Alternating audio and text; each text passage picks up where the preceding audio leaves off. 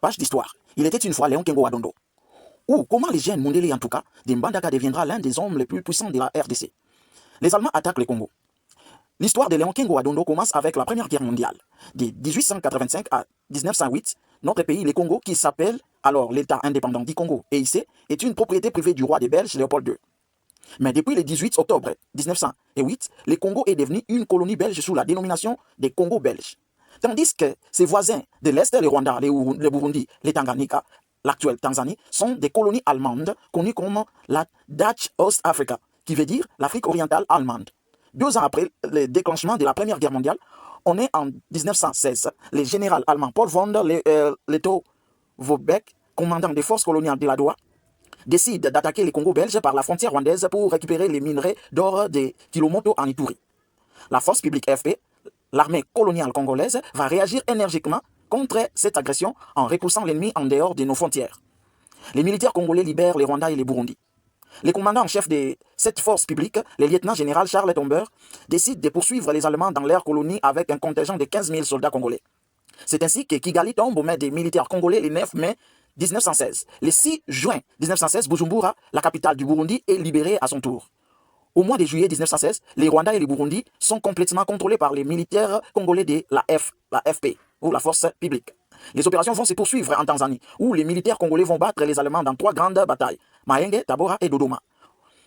Pour remercier la Belgique pour sa contribution à la victoire contre l'Allemagne grâce aux militaires congolais de la force publique, la Société des Nations Unies, ou la Société des Nations, l'ancêtre des Nations Unies, lui confie en 1923 la gestion du Rwanda-Burundi, territoire confisqué à l'Allemagne qui a perdu la guerre.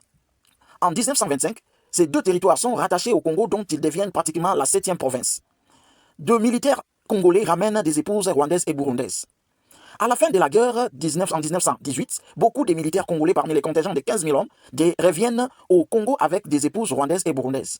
C'est ainsi que, par exemple, le sergent Edouard Kengolomboli de la tribu Mbandi, originaire du territoire de Moba-Imbongo, secteur de Kotakoli du groupement Dondo, va épouser et ramener au pays une belle rwandaise qui répond au nom de Hilda Assimini. De cette union vont naître 2 filles, Marie-Claire Mukandakes et sa sœur Lucie. Naissance de Léon Lubitsch qui deviendra Léon Kengo en 1972.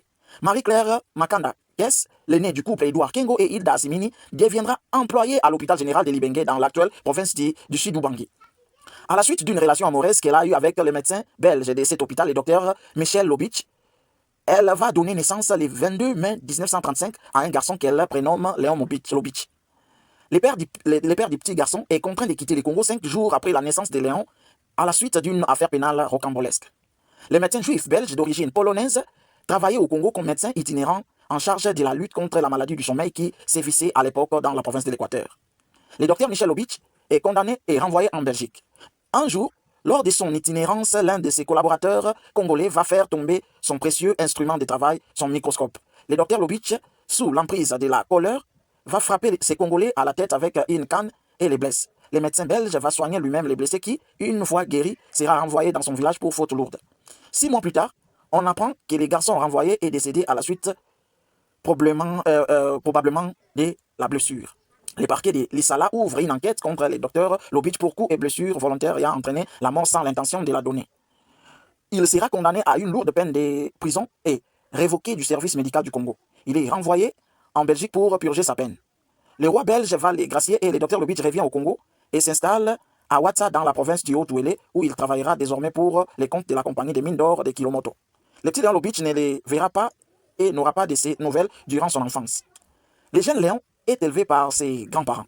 Léon Lubitsch va être élevé par ses grands-parents puisque sa mère Marie-Claire va épouser un militaire topoké de la force publique originaire de la Chopo, le caporal Louis Walala. Son grand-père, l'ancien combattant Edouard Kengo, après son service militaire deviendra menuisier à Libenge et sa grand-mère Hilda Assimini vont l'encadrer dès sa plus tendre enfance. En 1940, le jeune Lubitsch est inscrit à l'école primaire.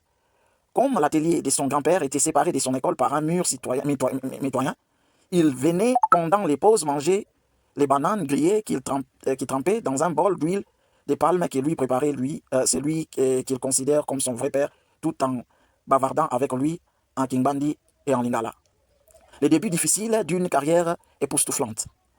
Comment ces petits mulâtres, abandonnés par son père et élevés par ses grands-parents, comment ces garçons qui finira son école primaire à 17 ans et qui, à cause de son intelligence, et à sa grande détermination va poursuivre ses études secondaires dans des conditions sociales difficiles en Mbandaka, encadré par grand-mère. Comment au groupe scolaire de Mbandaka tenu par la congrégation des frères des écoles chrétiennes va-t-il faire la connaissance d'un jeune élève turbulent du nom de Joseph Désiré Mobutu? Comment, une fois arrivé en Belgique pour ses études universitaires, va-t-il se lancer à la recherche de son père, le docteur Michel Lobich? Et surtout, comment Léon Lobich va-t-il devenir le tout-puissant Léon Kengo Adondo, successivement procureur général de la République, ambassadeur 3 fois, Premier ministre et président du Sénat? Nous tenterons de répondre à toutes ces questions dans les prochaines pages.